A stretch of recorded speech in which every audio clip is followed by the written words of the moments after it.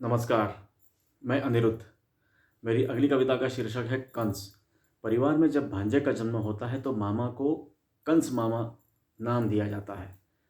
जब मेरे भांजे का जन्म हुआ तो मुझे भी कंस मामा कहा गया, हास्य रूप में। लेकिन तब मैंने विचार किया कि अगर आज कंस जीवित होता तो वो क्या सोचता, या कंस कहीं से देख रहा होगा तो जब वो देखता होगा कि मामाओं को कंस कहा जा रहा है तो वो क्या सोचता होगा।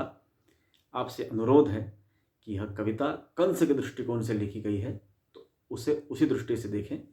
भगवान श्री कृष्ण प्रेम और भक्ति का संदेश लेकर युगों युगों में अवतार लेंगे, प्रत्येक युग में अवतार लेंगे, लेकिन इस कविता का आनंद कंस के दृष्टिकोण से लीजिए, यही निवेदन है। कंस कह रहा है, पहचानो मुझे, मैं कंस हूँ, तुम्हारे अंदर का ही अंश हूँ। मुझे नहीं लगता मैंने जीवन में ऐसा कोई काम किया कि दुनिया के हर मामा को लोगों ने कंस कहकर बदनाम किया। मानता हूँ क्रूर था मैं, शक्ति के घमंड से चूर था मैं, लेकिन युद्ध मैदान में वीर साहसी और शूर था मैं भी अपनी बहन से बहुत प्रेम करता था, लेकिन साथ ही अपनी मौत से बहुत डरता था। बहन की विदाई पर सारथी बन उसको ऐसा सम्मान दिया, पर तभी हुई आकाशवाणी ने मुझे बड़ा हैरान किया। कैद कर लिया पिता को अपने, बहन पर अत्याचार किए, उसके हर पुत्र पर मैंने हर संभव प्रहार किए। मेरा हत्यारा जान चुका है, सबके होठों पे ये गीत था। अपनी मौत की कल्पना मात्र से मैं बहुत भयभीत था।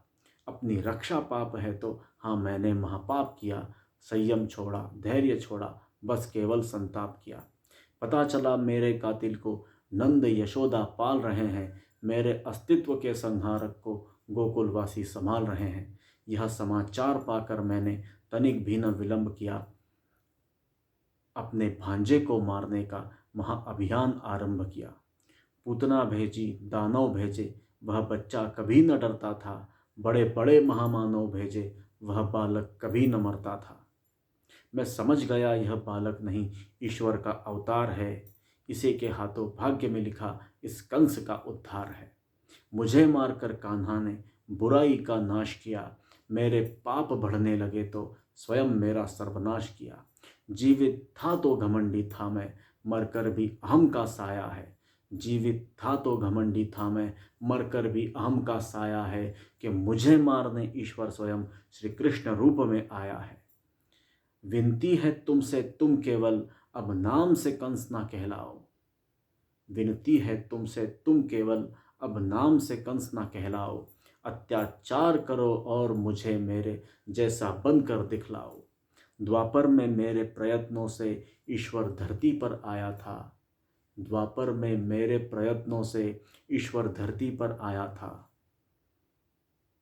मुझ जैसे दुष्ट का संहार कर प्रेम का संदेश लाया था।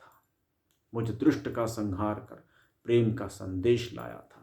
अब इतने पाप करो जगत में कि मुझको भी शर्माना पड़े।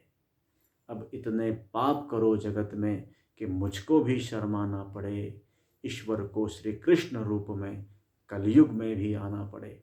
ईश्वर को श्री कृष्ण रूप में कलयुग में भी आना पड़े। जय श्री कृष्ण।